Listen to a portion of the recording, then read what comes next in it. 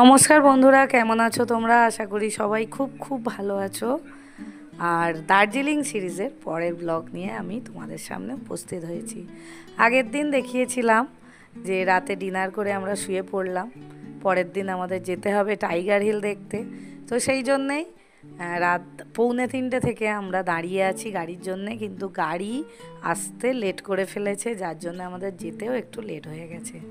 Tiger হিলে কিন্তু খুব তাড়াতাড়ি বেরোতে হয়, যত তাড়াতাড়ি বেরোবে তত গাড়ি কিন্তু তোমাদের একদম উপরে নিয়ে যাবে।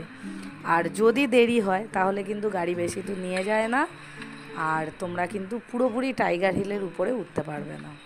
তো ওই জন্যে গাড়িওয়ালাকে বলে রাখবে একটু আগে, আর নিজেরাও বেরোবে তাড়াতাড়ি। তো যথারীতি আমরা টাইগার হিলের উদ্দেশ্যে যাচ্ছি, দেখি কতটা কি দেখতে পাই। আইডিয়া ছিল না, প্রথমবার গেছিলাম, তো দ্বিতীয়বারে গেলে যেসব মিস্টেকগুলো এবারে হয়েছে আর হবে না।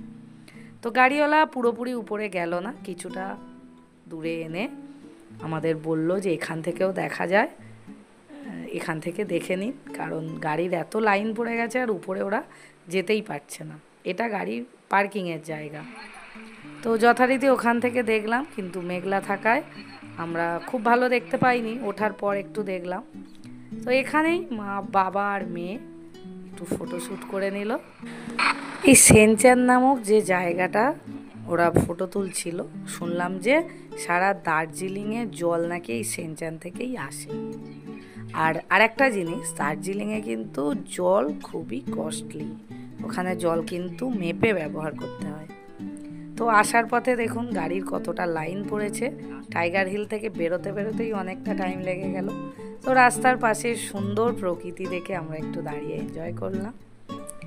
তো চলো, এবারে চলে এসেছি আমরা ঘুম মনেস্ট্রিতে, ঢুকবো ঘুম মনেস্ট্রি, এটা বৌদ্ধদের একটি মনেস্ট্রি।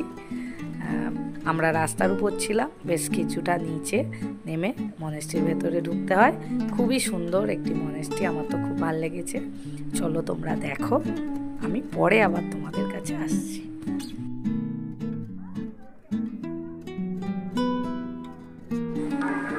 ঘুম মনেস্ট্রি একটি বৌদ্ধ মঠ, এটি দার্জিলিং জেলার ঘুম শহরে অবস্থিত এবং এটি সমুদ্রপৃষ্ঠ থেকে 8,000 ফিট উঁচুতে অবস্থিত। আর এই ঘুম মনেস্ট্রিকে আবার ইগা চেওলিং মঠও বলা হয়।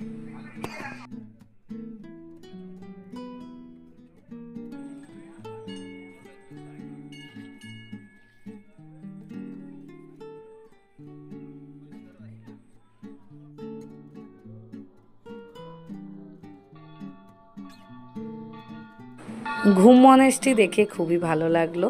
এবারে আমরা চলেছি বাতাসিয়া লুপের উদ্দেশ্যে। শুনেছিলাম খুব সুন্দর জায়গা, এবার চোখের সামনে দেখতে পাচ্ছি। তো বাতাসিয়া লুপ হলো গোর্খা ওয়ার মেমোরিয়াল, আর এই লুপ কথাটির অর্থ হলো সর্পিল রাস্তা। হিমালয়ান রেলওয়ের আরোহণের গ্রেডিয়েন্ট কমানোর জন্য এটি কিন্তু তৈরি হয়েছে। জায়গাটা অভূতপূর্ব সুন্দর, আর এখানে কিন্তু গোর্খা শহীদ যারা, তাদের স্তম্ভ করা আছে, আর সেটা দার্জিলিং জেলা তাদের শহীদের উদ্দেশ্যে বানিয়েছিলেন। চারিদিকটা অপূর্ব সুন্দর প্রাকৃতিক সৌন্দর্যে ভরা। সেখানে গিয়ে আরাত্রিকা ওখানে ড্রেস পরে একটু ছবি রিলস সব বানিয়ে নিল বাবার সঙ্গে, তারপরে নিজে নিজে একটু ছবিও তুলে নিল। আমার এই ছোট্ট উপস্থাপনা কেমন লাগলো অবশ্যই জানাবেন, সঙ্গে থাকবেন, পাশে থাকবেন। নমস্কার।